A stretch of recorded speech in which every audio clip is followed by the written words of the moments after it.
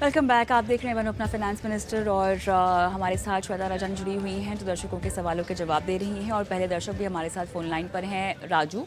नमस्कार राजू, क्या हालचाल? नमस्कार मैम, मैं बढ़िया। आप कैसे हैं? मैं बिल्कुल ठीक हूँ, थैंक यू। कहाँ से बोल रहे हैं आप? मैं गाजियाबाद से बात कर रहा हूँ। ओके। आपने अपना फाइनेंशियल पोर्टफोलियो हमें भेजा है जिसको आप चाहते हैं कि हम रिव्यू करें।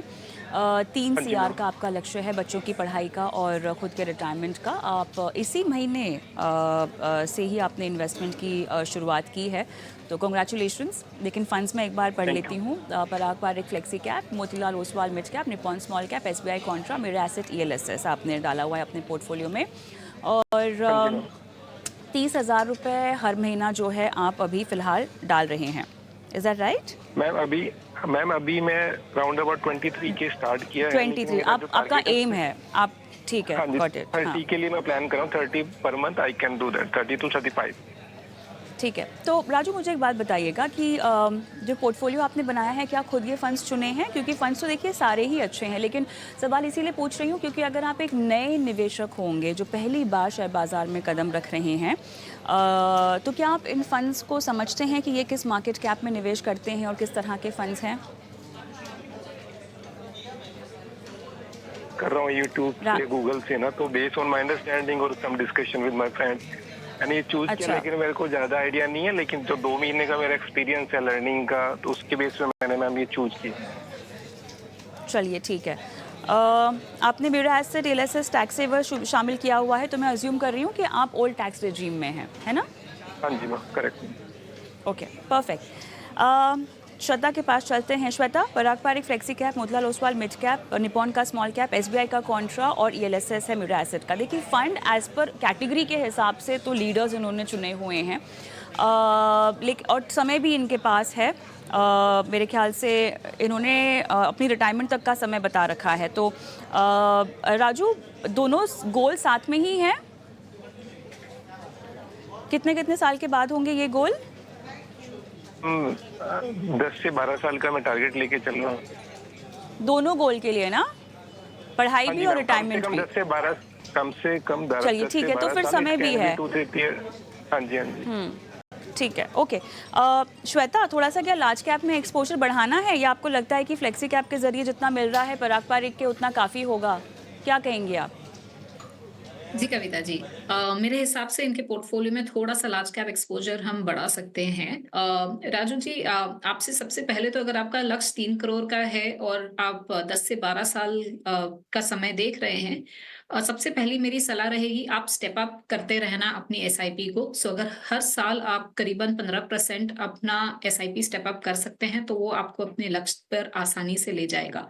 फंड्स में मैं आती हूँ, जैसे कविता जी भी कह रहे थे कि लार्ज कैप का पोर्शन आपके पोर्टफोलियो में मेरे हिसाब से 50 से 55% का होना चाहिए आइडियली। तो वो आपको कुछ flexi cap funds, large and mid cap funds के थ्रू मिल सकता है।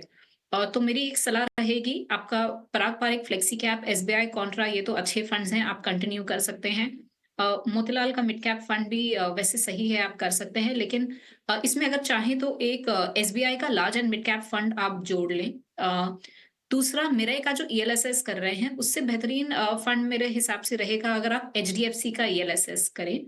और तीसरा, निप्पॉन स्मॉल कैप के जगह पर आप चाहें तो एक इन्वेस्को का स्मॉल कैप फंड ले लें। वो छोटी साइज का फंड है, उसका रिटर्न पोटेंशियल आगे जाकर थोड़ा बेहतर हो सकता है। तो बस ये 3 फंड, अगर आप चाहें 2 से 3 फंड बदलने की मेरी सलाह रहेगी आपको। चलिए, राजू, कोई और सवाल आपको पूछना है? मैं जानती हूँ कि आपको अपना निवेश भी बढ़ाना होगा, तो निवेश बढ़ाने के लिए क्या इन्हीं फंड्स में श्वेता निवेश बढ़ाएं या कोई और फंड भी बाद में ऐड कर सकते हैं? नहीं, ज़रूर ऐड करें। इसीलिए मैंने ठीक। एक और कहा, मोतीलाल मिड कैप की जगह एसबीआई लार्ज एंड मिड भी ऐड कर सकते हैं। और जैसे-जैसे अमाउंट बढ़ते जाएँ, 9 से 10 फंड का पोर्टफोलियो ये ज़रूर बना सकते हैं। ओके, चलिए राजू, कोई सवाल पूछना है श्वेता से और? ये 39 है, तो अभी आप बोले निप्पॉन स्मॉल कैप को मैं रिमूव करके कुछ दूसरा कैप आपने बोला कुछ। Ma'am can you repeat it? क्या आपने नाम बताया उसका? राजू, एक्चुअली ये शो मेरे और भी दर्शक फोन लाइन पर जुड़ चुके हैं। जहाँ तक फंड्स के नाम की बात है, ये शो मैं यूट्यूब पे भी डालती हूँ चैनल के, तो आप ये शो देख सकते हैं। फिर से आपका सवाल भी उसमें शामिल होगा और आपका जवाब भी आपको मिल जाएगा। इनफैक्ट आप नोट डाउन भी कर लेंगे। धन्यवाद अपना सवाल भेजने के लिए।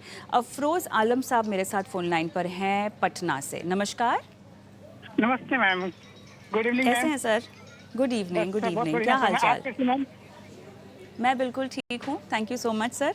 आपने अपना सवाल हमें भेजा है। फंड्स के नाम भी आपने भेजे हैं। 7 फंड्स में आप डाल रहे हैं पैसा। HDFC का फ्लेक्सी कैप है, SBI कॉन्ट्रा, HDFC का defence fund, Bandhan core equity, quant small cap, Motilal Oswal mid cap, Navi Nifty 50 index है। सभी डायरेक्ट हैं और 1 करोड़ 15 साल के बाद 5% से स्टेप अप भी करेंगे आप अपनी SIP।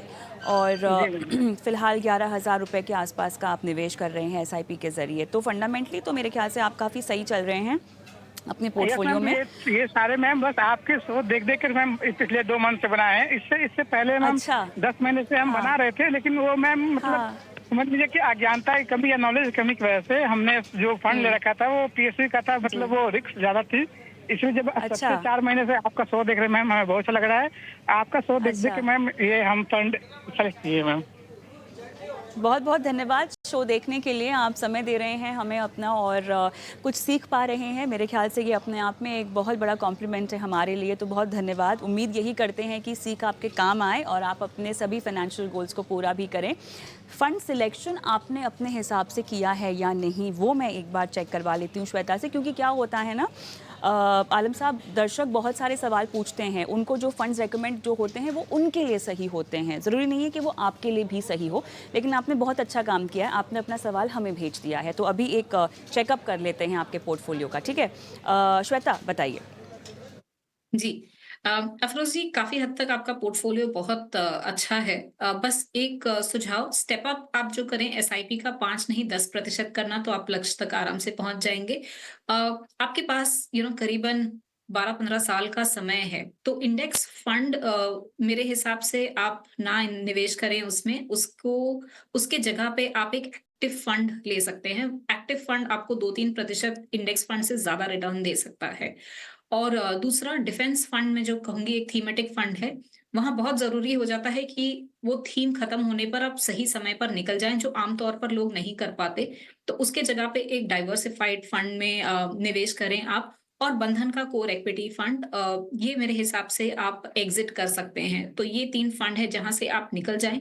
इनके जगह पे HDFC का एक डिविडेंड यील्ड फंड और ICICI प्रू का फोकस इक्विटी फंड, ये 2 स्कीम में आप SIP शुरू कर सकते हैं। ये मेरी सलाह है आपके लिए। आलम साहब, स्टेप अप करना होगा 10%। देखिए, जब भी मुमकिन हो सकेगा कीजिएगा। आइडियली 10% अगर आप करें तो आपके लिए बेहतर होगा। बताइए, और कोई सवाल पूछना है श्वेता से? आलम जी, आवाज़ आ रही है? यस मैम, आपकी आवाज आ रही है जी, और कोई सवाल पूछना चाहते हैं? मैम। सवाल ये करना है कि मतलब जो HDFC जो डिफेंस फंड है उसको बंद करके किसमें इन्वेस्ट करें? हेलो श्वेता? HDFC का, हाँ, HDFC का डिविडेंड यील्ड फंड और ICICI pru focus equity fund. All the best Alam ji. Ravi Bhardwaj मेरे साथ फ़ोन लाइन पे जुड़ चुके हैं। नमस्कार रवि, कहाँ से बोल रहे हैं? हाँ जी मैम, नमस्कार। Very good evening. I am speaking from district called Muzaffarpur, Bihar. अच्छा। तो रवि, आपका पोर्टफोलियो मेरे पास है। हाँ जी मैम। तो 7 फंड्स हैं आपके पास। हमारी जो आज की मेहमान है श्वेता रजानी, उनके पास भी आपका सवाल पहुंच चुका है। मैं फंड्स के नाम नहीं लूंगी, मेरा समय निकल जाएगा। क्या इस सवाल में आपको कुछ और ऐड करना है कि मैं सीधा श्वेता के पास चली जाऊं और उनसे आपके पोर्टफोलियो पे सलाह मांग लूं? हाँ जी, मुझे 1-2 क्वेश्चंस करने थे। लाइक मैं पिछले 6-7 सालों से इन्वेस्टेड हूँ इन सारे फंड्स में, एंड चूंकि मार्केट भी अप्स एंड डाउन्स होते रहते हैं, जिसकी वजह से मेरे फंड के अंदर ओवर एक्सपोजर है स्मॉल कैप फंड का। तो एक्चुअली मैं ये चाहता था कि अभी आज के टाइम के हिसाब से, और मेरा जो गोल है वो लगभग 15 से 20 वर्षों का है। एंड करेंटली जब मैं 20-21 साल का था और तब से मैं इन्वेस्टेड हूँ म्यूचुअल फंड में थ्रू SIP। तो मैं बस वही जानना चाहता था कि क्या मेरी पोर्टफोलियो डाइवर्सिफाइड है, और अगर डाइवर्सिफाइड है तो क्या इनके अंदर जो फंड्स जो मैंने सेलेक्ट करके रखे हैं, क्या उन फंड्स में कुछ भी फेरबदल करने की आवश्यकता होगी, सो दैट कि ठीक मेरा है। जो कॉर्पस है अराउंड 1.5 करोड़ का, जो अगले में 15-20 साल के बाद मैं देख रहा हूँ, इंक्लूडिंग बिल्कुल। इन्फ्लेशन को भी एडजस्ट करते हुए, तो मैं उसके ऊपर आपकी विशेष सलाह चाहूंगा मैम से। चलिए चलिए, समझ गए आपका सवाल। श्वेता बताएं जल्दी से। जी। रवि जी, जैसे आपने कहा स्मॉल कैप की कॉन्सेंट्रेशन थोड़ी ज्यादा है पोर्टफोलियो में, तो मेरी सलाह रहेगी आपसे कि आप एक्सिस का स्मॉल कैप बंद कर लें और वहां से निकल जाएं। एसबीआई ब्लू चिप फंड, ये भी एक फंड है जहां आप एसआईपी रोक सकते हैं। और तीसरा मिराई का, अगर टैक्स सेवर फंड जो है, ये 3 फंड है जहां आप रोक लें एसआईपी। इसके जगह पे आप एचडीएफसी फोकस और एसबीआई लार्ज एंड मिड, इससे होगा ये कि आपकी जो large cap, mid cap, small cap की डाइवर्सिफिकेशन है, वो थोड़ी और डाइवर्सिफाई हो जाएगी और स्प्रेड आउट हो जाएगी। Alright Shweta, otherwise portfolio composition बिल्कुल सही है इनका। कुछ आप और सलाह देना चाहती है फंड सिलेक्शन पर? नहीं, बाकी की जो इनकी स्कीम्स हैं, मैं कहूंगी अच्छे हैं, वो कंटिन्यू कर लें। और रवि जी, एक चीज ध्यान में रखें, 20 से 25% स्मॉल कैप आप रख सकते हैं पोर्टफोलियो में, और 20% और मिड कैप रख सकते हैं, बिकॉज हम लंबे समय की बात कर रहे हैं।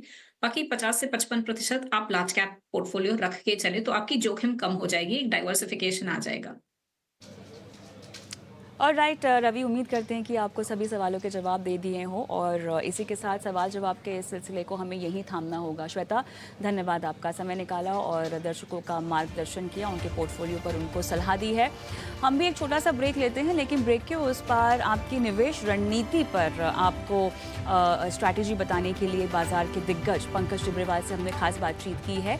ये शो शनिवार और रविवार को 6:30 बजे आप देखेंगे, लेकिन क्या बातचीत हुई है और क्यों आपको ये शो देखना चाहिए शाम को 6:30 बजे शनिवार और रविवार को, वो बताएंगे आप इस छोटे से ब्रेक के बाद।